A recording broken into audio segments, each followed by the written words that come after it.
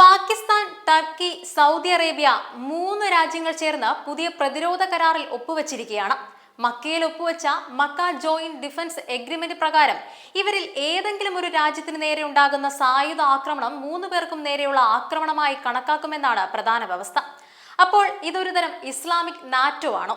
നാറ്റോയുടെ article 5 സാമ്യമുള്ള വ്യവസ്ഥയാണ് കരാറിലുള്ളത്. പക്ഷേ യഥാർത്ഥ ചോദ്യം മറ്റൊന്നാണ്. ഇറാൻ സൗദിയെ ആക്രമിച്ചാൽ ടർക്കിയും പാകിസ്ഥാനും ഇറാനെതിരെ യുദ്ധത്തിനിറങ്ങുമോ? അല്ലെങ്കിൽ ഇന്ത്യയും പാകിസ്ഥാനും തമ്മിൽ വീണ്ടും സംഘർഷമുണ്ടായാൽ ടർക്കിയും സൗദിയും പാകിസ്ഥാനൊപ്പം ഇന്ത്യക്കെതിരെ രംഗത്ത് വരുമോ? ഈ കരാർ യഥാർത്ഥത്തിൽ എന്താണ് പറയുന്നത്? ഇന്ത്യയെ ഇത് എത്രത്തോളം ബാധിക്കും? ആദ്യം കരാറിലേക്ക് വരാം. 2026 ഓഗസ്റ്റ് 7 പാകിസ്ഥാനും സൗദി അറേബ്യയും ടർക്കിയും ചേർന്ന് പുതിയ പ്രതിരോധ കരാറിൽ ഒപ്പുവെച്ചത്. മക്കയിൽ നടന്ന കരാർ പ്രകാരം മൂന്ന് രാജ്യങ്ങളിൽ ഏതെങ്കിലും ഒന്നിനെതിരായ സായുധ ആക്രമണം മറ്റുള്ളവർക്കെതിരായ ആക്രമണമായും കണക്കാക്കും. അതുകൊണ്ട് തന്നെയാണ് ഈ കരാറിനെ നാറ്റോ മാതൃകയിലുള്ള പ്രതിരോധ സഖ്യമെന്ന് വിശേഷിപ്പിക്കുന്നത്. പക്ഷേ ഇവിടെ ഒരു കാര്യം പ്രത്യേകം മനസ്സിലാക്കണം. നാറ്റോ ആർട്ടിക്കിൾ 5 പ്രകാരം ഒരു അംഗരാജ്യത്തിനെതിരായ ആക്രമണം എല്ലാവർക്കുമെതിരായ ആക്രമണമായി കണക്കാക്കുന്നുണ്ടെങ്കിലും അതിന്റെ അർത്ഥം എല്ലാ രാജ്യങ്ങളും നിർബന്ധമായും ഒരേ രീതിയിൽ സൈനികമായ യുദ്ധത്തിൽ പ്രവേശിക്കണമെന്നല്ല. ഓരോ രാജ്യവും ആവശ്യമായതായി കരുതുന്ന നടപടിയാണ് സ്വീകരിക്കുക. പുതിയ പാകിസ്ഥാൻ, ടർക്കി, സൗദി കരാറിനെ അതേ രീതിയിൽ കാണേണ്ടതുണ്ട്. അതായത് ഒരു രാജ്യത്തിന് നേരെ ആക്രമണം ഉണ്ടായാൽ ഉടൻ തന്നെ മറ്റ് രണ്ട് രാജ്യങ്ങളും യുദ്ധം പ്രഖ്യാപിക്കുമെന്ന് അർത്ഥമാക്കാനാവില്ല. എന്നാൽ ആക്രമണം ഉണ്ടായാൽ കൂട്ടായ പ്രതിരോധത്തിനുള്ള രാഷ്ട്രീയവും സൈനികവുമായ പ്രതിബദ്ധത ശക്തമാകുമെന്നതാണ് ഇതിന്റെ പ്രധാന സന്ദേശം. ഇനി ഏറ്റവും വലിയ ചോദ്യം, സൗദി അറേബ്യയും ഇറാനും തമ്മിൽ വർഷങ്ങളായി കടുത്ത പ്രാദേശിക മത്സരമുണ്ട്. അതേസമയം ടർക്കിക്ക് ഇറാനുമായി വളരെ അടുത്ത നയതന്ത്ര സാമ്പത്തിക ബന്ധങ്ങളുമുണ്ട്. അതിനാൽ നാളെ ഇറാൻ സൗദി അറേബ്യ ആക്രമിച്ചാൽ എന്ത് സംഭവിക്കും? ടർക്കി ഇറാനെതിരെ യുദ്ധത്തിനിറങ്ങുമോ? പാകിസ്ഥാൻ ഇറാനെതിരെ സൈനികമായി രംഗത്ത് വരുമോ? ഇവിടെയാണ് കരാറിന്റെ പ്രായോഗിക പരീക്ഷണം. കരാർ ഒരു പൊതുവായ പ്രതിരോധ പ്രതിബദ്ധത നൽകുന്നുണ്ടെങ്കിലും ഏത് സാഹചര്യത്തിൽ എത്രത്തോളം സൈനിക സഹായം നൽകണമെന്നതിന്റെ പൂർണ്ണമായ വിശദാംശങ്ങൾ പൊതുവിൽ വ്യക്തമായിട്ടില്ല. അതുകൊണ്ട് തന്നെ ഇറാനെതിരെ മൂന്ന് രാജ്യങ്ങളും ഉടൻ യുദ്ധം ചെയ്യുമെന്ന് ഇപ്പോൾ പറയുന്നത് അതിരുകടന്ന വ്യാഖ്യാനമായിരിക്കും. മാത്രമല്ല ടർക്കിയുടെ ഇറാനുമായുള്ള ബന്ധവും ഈ സഖ്യത്തിന്റെ ഭാവിയിൽ നിർണായകമാകും. ഇനി ഇന്ത്യയിലേക്ക്. ഇന്ത്യ പാകിസ്ഥാൻ സംഘർഷത്തിന്റെ പശ്ചാത്തലത്തിലാണ് ഈ കരാർ ഇന്ത്യയിൽ കൂടുതൽ ശ്രദ്ധ നേടുന്നത്. പാകിസ്ഥാൻ ഇതിനകം തന്നെ ടർക്കിയുമായി ശക്തമായ പ്രതിരോധ സഹകരണം വളർത്തിയിട്ടുണ്ട്. അതിനൊപ്പം സൗദി അറേബ്യയുമായുള്ള പാകിസ്ഥാന്റെ പ്രതിരോധ ബന്ധവും പുതിയ കരാറോടെ കൂടുതൽ ഔപചാരികമായി. പാകിസ്ഥാനും സൗദിയും 2025 സെപ്റ്റംബറിൽ തന്നെ സ്ട്രാറ്റജിക് മ്യൂച്വൽ ഡിഫൻസ് എഗ്രിമെന്റ് ഒപ്പുവെച്ചിരുന്നു. അതിലും ഒരു രാജ്യത്തിനെതിരായ ആക്രമണം ഇരു രാജ്യങ്ങൾക്കെതിരായ ആക്രമണമായി കണക്കാക്കുമെന്ന വ്യവസ്ഥയുണ്ടായിരുന്നു. ഇപ്പോൾ അതിലേക്ക് ടർക്കിയും ചേർന്നിരിക്കുകയാണ്. അപ്പോൾ ഇന്ത്യ പാകിസ്ഥാൻ സംഘർഷമുണ്ടായാൽ സൗദി ഇന്ത്യക്കെതിരെ യുദ്ധത്തിനിറങ്ങുമോ? ഇവിടെ ഉത്തരമത്ര ലളിതമല്ല. കാരണം സൗദി അറേബ്യയ്ക്ക് ഇന്ത്യയുമായി വലിയ സാമ്പത്തിക, ഊർജ്ജ, നയതന്ത്ര ബന്ധങ്ങളുണ്ട്. അതുകൊണ്ട് പാകിസ്ഥാന്റെ എല്ലാ സൈനിക നീക്കങ്ങൾക്കും സൗദി നേരിട്ട് സൈനിക പിന്തുണ നൽകുമെന്ന് കരുതുന്നത് ശരിയല്ല. മറുവശത്ത് ടർക്കി പാകിസ്ഥാനോട് അടുത്തു നിൽക്കുന്ന രാജ്യമാണ്. ഇന്ത്യ പാകിസ്ഥാൻ സംഘർഷങ്ങളിൽ ടർക്കിയുടെ നിലപാട് ഇന്ത്യ ഇതിനകം തന്നെ ശ്രദ്ധിച്ചിട്ടുള്ളതാണ്. അതിനാൽ ഈ കരാർ ഇന്ത്യക്ക് നേരിട്ടുള്ള സൈനിക ഭീഷണിയാണെന്ന് പറയുന്നതിലും പാകിസ്ഥാൻ ഒരു പുതിയ നയതന്ത്ര പ്രതിരോധ പിന്തുണാ ഘടന ലഭിക്കുന്നുവെന്ന് പറയുന്നതാണ് കൂടുതൽ കൃത്യം.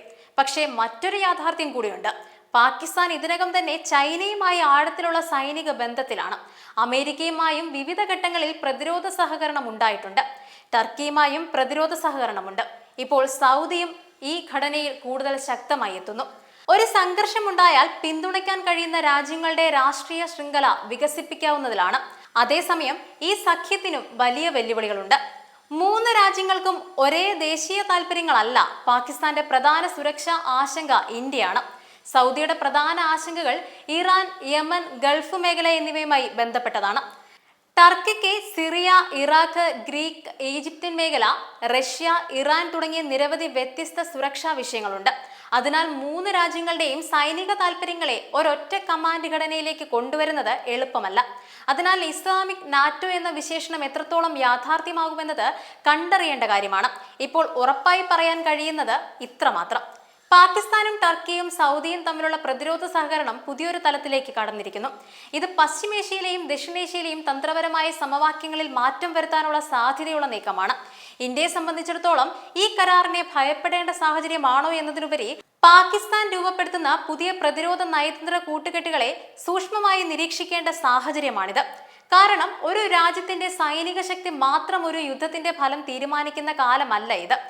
ആ രാജ്യത്തിനൊപ്പം നിൽക്കുന്ന സഖ്യങ്ങൾ, സാങ്കേതികവിദ്യ, ആയുധങ്ങൾ, രഹസ്യാന്വേഷണ സഹകരണം, സാമ്പത്തിക ശക്തി, നയതന്ത്ര പിന്തുണ ഇവയെല്ലാം ചേർന്നാണ് ഇന്നത്തെ യുദ്ധങ്ങളുടെ സമവാക്യം നിർണ്ണയിക്കുന്നത്. അതുകൊണ്ട് പാകിസ്ഥാൻ, ടർക്കി, സൗദി സഖ്യം യഥാർത്ഥത്തിൽ എത്രത്തോളം ശക്തമാകും? ഇന്ത്യ പാകിസ്ഥാൻ സംഘർഷം ഉണ്ടായാൽ ഈ കരാർ എങ്ങനെ പ്രവർത്തിക്കും? ഇറാൻ സൗദി സംഘർഷമുണ്ടായാൽ ടർക്കിയും പാകിസ്ഥാനും എന്ത് നിലപാട് സ്വീകരിക്കും? ഇവയ്ക്കുള്ള ഉത്തരങ്ങളാണ് ഈ പുതിയ സഖ്യത്തിന്റെ യഥാർത്ഥ ശക്തി തീരുമാനിക്കുക. എന്തായാലും പറയാനുള്ളത് പറഞ്ഞേക്കാം. മാതൃഭൂമിക്കാരന്റെ പോസ്റ്റ് നിങ്ങളും ശ്രദ്ധിച്ചു കാണും. ഉവ്വേ, പാക് ടർക്കി സൗദി പ്രതിരോധ കരാറായി. ഒരു തരം ഇസ്ലാമിക് നാറ്റോ എന്നൊക്കെ പറയാം. എന്തുകൊണ്ട് നാറ്റോ മോഡൽ എന്ന് ചോദിച്ചാൽ, ഇതിൽ ആരെങ്കിലും ഒരാളെ തൊട്ടാൽ 3 പേർക്കുമെതിരായ യുദ്ധമായി കണക്കാക്കപ്പെടും എന്നതിനാൽ ഇതൊരു നാറ്റോ ശൈലി സഖ്യമാണ്. ശരി, ഒരാളെ തൊട്ടാൽ 3 പേർക്കും എതിരായ യുദ്ധമാകുമെങ്കിൽ ഇനി ഇറാൻ സൗദിയിൽ ആക്രമണം നടത്തിയാൽ ഇറാനെതിരെ യുദ്ധം ചെയ്യാൻ ടർക്കിയും പാകിസ്ഥാനും ഇറങ്ങുമോ? ടർക്കിയുടെ ഏറ്റവും അടുത്ത സുഹൃത്ത് രാജ്യമാണ് ഇറാൻ. ഈ രാജ്യങ്ങൾക്കിടയിൽ സഞ്ചരിക്കാൻ അവരുടെ ഇരുവരുടെയും പൗരന്മാർക്ക് വിസ ആവശ്യമില്ല. ടർക്കി ഇറാനെ ആക്രമിക്കില്ല എങ്കിൽ പിന്നെ പാകിസ്ഥാന് പറ്റുമോ? പിന്നൊരു കാര്യം എന്തെന്നാൽ, ഇന്ത്യ പാക് സംഘർഷങ്ങൾ ഇടയ്ക്കിടെ നടക്കുന്നതിനാൽ ഈ കരാർ ഇന്ത്യക്ക് തിരിച്ചടിയാകുമെന്ന് ചിലർ കരുതുന്നുണ്ട്. ഇന്ത്യക്കെതിരെ ഈ കരാർ കൊണ്ട് ഒരു കാര്യവുമില്ല. കാരണം ടർക്കിക്കും പാകിസ്ഥാനും ആഗ്രഹമുണ്ടെങ്കിൽ പോലും ഇന്ത്യയെ പ്രത്യക്ഷമായോ പരോക്ഷമായോ ആക്രമിക്കാൻ സൗദിക്ക് സാധിക്കില്ല. അതൊക്കെ കൊണ്ട് കരാർ കൊണ്ട് കാര്യമൊന്നുമില്ലെന്ന് പാകിസ്ഥാൻ ഇനി ഇന്ത്യയെ ഞോണ്ടുമ്പോൾ മനസ്സിലാകും. ഓപ്പറേഷൻ സിന്ദൂർ സമയത്ത് പാകിസ്ഥാൻ ഇന്ത്യയെ നേരിട്ടത് US-ന്റെയും ചൈനയുടെയും ടർക്കിയുടെയും സന്നാഹങ്ങൾ ഉപയോഗിച്ചാണ് എന്നുള്ളത് നാം കണ്ടതാണ്. എന്നുവെച്ചാൽ പാകിസ്ഥാന്റെ ഒപ്പം US-ഉം ചൈനയും ഒപ്പം ഉണ്ടായിട്ട് കാര്യമുണ്ടായില്ല. പിന്നെയാണ് സൗദിയും ടർക്കിയും ഉണ്ടായിട്ട് എന്ന് സാരം.